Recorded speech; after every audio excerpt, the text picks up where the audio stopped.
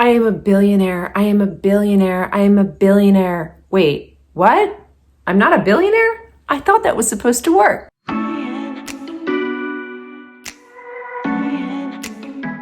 What's up, beautiful? It's Lisa Roulette, and I'm here to help you heal, navigate your ascension journey, and create a life you love. If you're on the healing path or undergoing a spiritual awakening, or you're learning how to manifest certain life experiences, you're in the right place. So make sure you hit that subscribe button and turn on your notifications to be notified every time I release a new video. Today, we're talking about affirmations, and we're going to begin the video with why we use affirmations in the first place. Then we're going to move on to why your affirmation practice probably isn't working. And finally, we're going to end the video with some appropriate affirmations to help you move forward in life and love. But before we begin, if you're one of those people who are using affirmations to manifest wealth and financial abundance, make sure you click on the description of the video below and hop into my Money Manifesting Masterclass, where you're going to learn how to make a complete consciousness shift from poverty consciousness into prosperity consciousness. So why do we use affirmations? We really use affirmations to make a consciousness shift or a shift in our awareness. Now, a lot of people are using affirmations to reprogram the subconscious mind.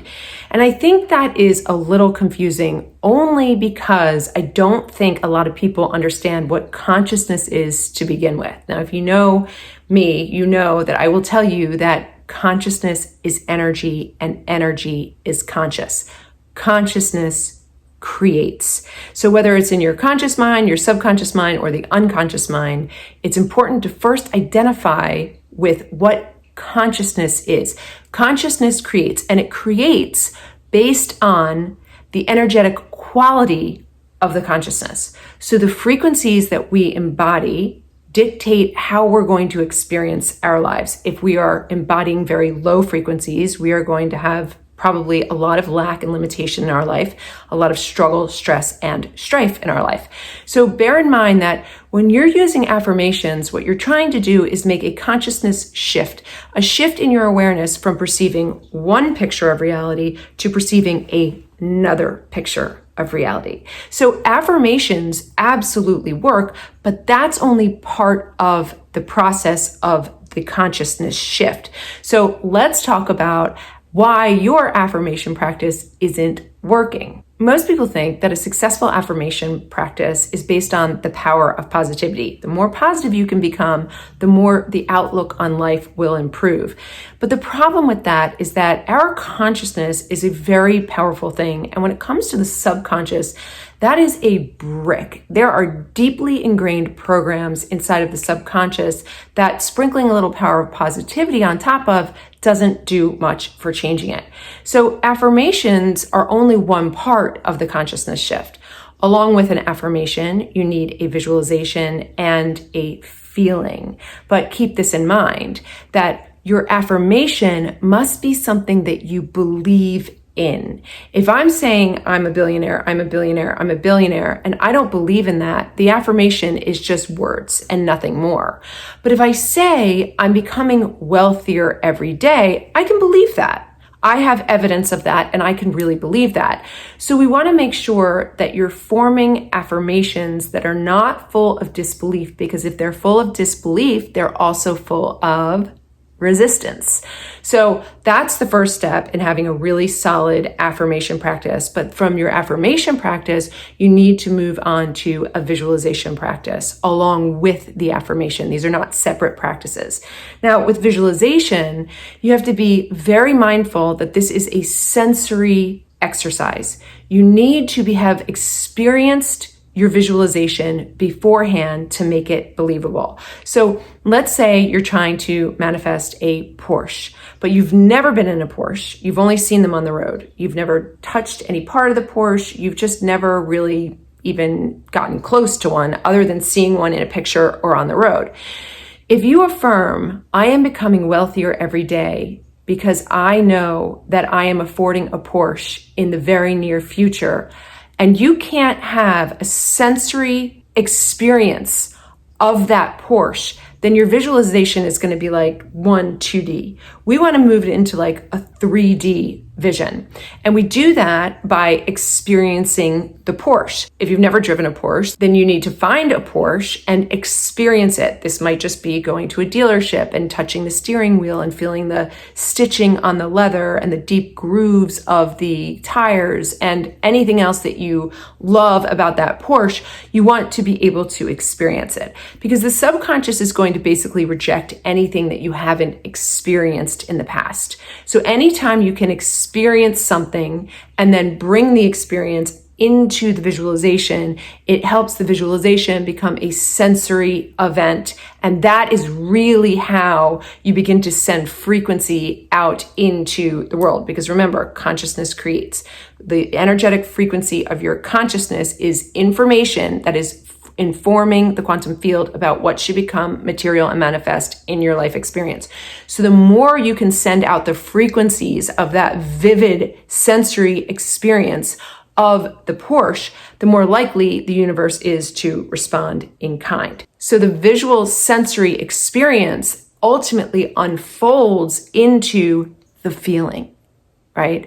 And so when you're sitting with your vision, you're beginning to feel as if you're inside of the vision. You're beginning to feel as if you're living out the vision. So that's really important. So affirmation, visualization, that is a sensory experience, ignites the feeling, and the feeling, the vibrational frequency of the feeling, is what goes out into the universe, into the quantum field, and paints that picture on your reality, eventually mirroring back to you as hopefully your Porsche, right?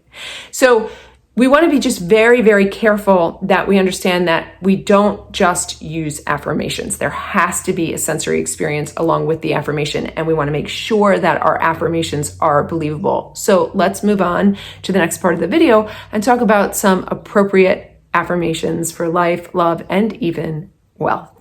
So one of my favorite affirmations about life is that I am grateful for living. Anytime we can express gratitude, even despite how difficult our situations, circumstances, and the events in our lives can be, expressing gratitude for life at large lets the universe know that you're alive and you really want to continue to live and to be vital and to have longevity. So I always start with gratitude for my life. And then I move on to the people in my life, whether past or still present in my life. I like to thank the universe for genuinely delivering me people who love me and who I can love back. And I start to really sense that feeling of exchange, that giving and receiving. And that sort of warms me up into the next thing I do. And I think about my health and well-being. And I affirm that I am healthy and that everything I need for my health and to maintain my health is provided for me. And the more I think about my health, the more evidence is shown to me that I am healthy. And with those sorts of affirmations, I'm led and guided to the things that I need for that day to maintain the optimal level of health and well-being. When it comes to my intimate relationships, I'm always in a state of gratitude because I worked very hard for many years to manifest the man of my dreams. And I do hope my husband is watching this.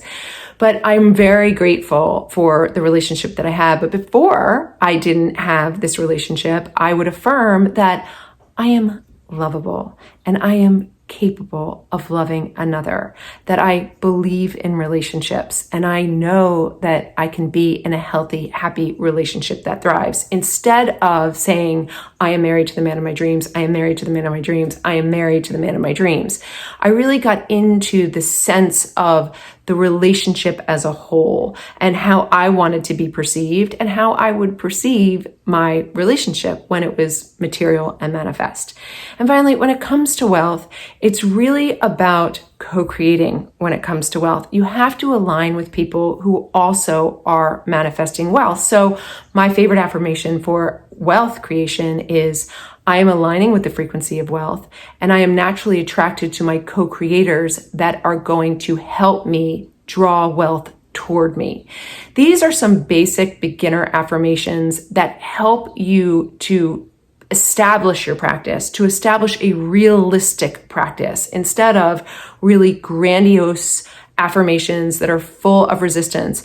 And also these affirmations set the stage in your mind. So the more you can tell yourself a story about your affirmation, the more it will start to envelop the senses and you'll start to embody the vibration of the actual affirmation itself. Now, if you're someone who's using affirmations to manifest wealth, I hope you'll look in the description of the video below and check out my Money Magnetism Masterclass that's coming up in about 10 days. That'll be the first go around, and then there'll be a replay for any of you who are interested in it at a later date and time. That's a wrap for this video, my friends. Don't forget, stay in the luminosity of your beautiful light, and remember, you are loved.